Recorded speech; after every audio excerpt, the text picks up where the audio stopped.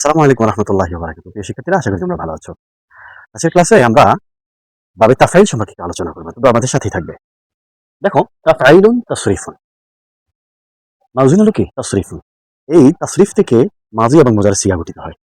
এখন আমাদেরকে শুরুতে যে বিষয়টা জানা দরকার যে বাবে তাফাইলের আলামত কি? বাবে তাফাইলের আলামত হলো মাজির আইন কালেমায় তাসদিদ যুক্ত হওয়া। মাজির আইন কালেমায় তাসদিদ যুক্ত হওয়া এবং মুজারের আলামত পেশ বিশিষ্ট হওয়া। ব্যাপারটা তোমরা বুঝতে পেরেছো। এবার আসো আমরা একটু প্র্যাকটিস করি। যেমন তোমরা দেখো, আমরা লিখেছি সরফা ইউসররিফু। এরপর আমরা এই সরফাটাকে একটু ভেঙে লিখেছি সদ র র রফা। ব্যাপারটা বুঝতে পেরেছো? ইউসররিফু এটাকেও আমরা ভেঙে লিখেছি। সরফা তোমরা দেখো যে আমরা বলেছিলাম যে মাজির আইন কালামে কি হওয়া? তাসদিদ যুক্ত হওয়া। এটা হলো মাজির আইন কালামা। এটা কি হয়েছে? তাসদিদ যুক্ত হয়েছে। তাসদিদ যুক্ত মানে ওই বর্ণটাকে, ওই হরফটাকে দুইবার পড়া। এই জন্য আমরা দেখো সদ র র ফা দুইবার লিখেছি, মানে তাসদিদ যুক্ত হওয়ার কারণে এটাকে দুইবার পড়া হবে। তাহলে আমরা পেয়ে গেলাম যে মাজির আইন কালামে কি হওয়া? তাসদিদ যুক্ত হওয়া, সরফা। এবার আসো মুজারের মধ্যে ইউসররিফু।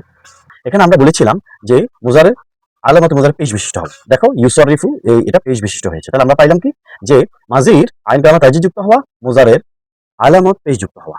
দেখো ইয়া সদ র র। এখন এখানে মূল অক্ষর সদ র ফা, সরফা।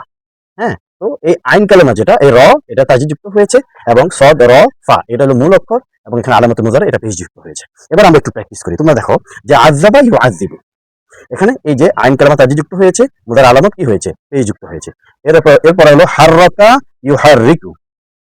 এই হাররাকার মধ্যে আইন কালেমা তাসদিদ যুক্ত হয়েছে এবং মুজার আলামত পেশ যুক্ত হয়েছে। বাদদালা ইউবাদদিলু, এখানে আইন কালেমা তাসদিদ যুক্ত হয়েছে, মুজার আলামত পেশ যুক্ত হয়েছে। এরপর হচ্ছে হাররামা, আইন কালেমা হারমা আইন কালামা কি হয়েছে? তাসদিদ যুক্ত হয়েছে এবং মুজারের আলামত পেশ যুক্ত হয়েছে।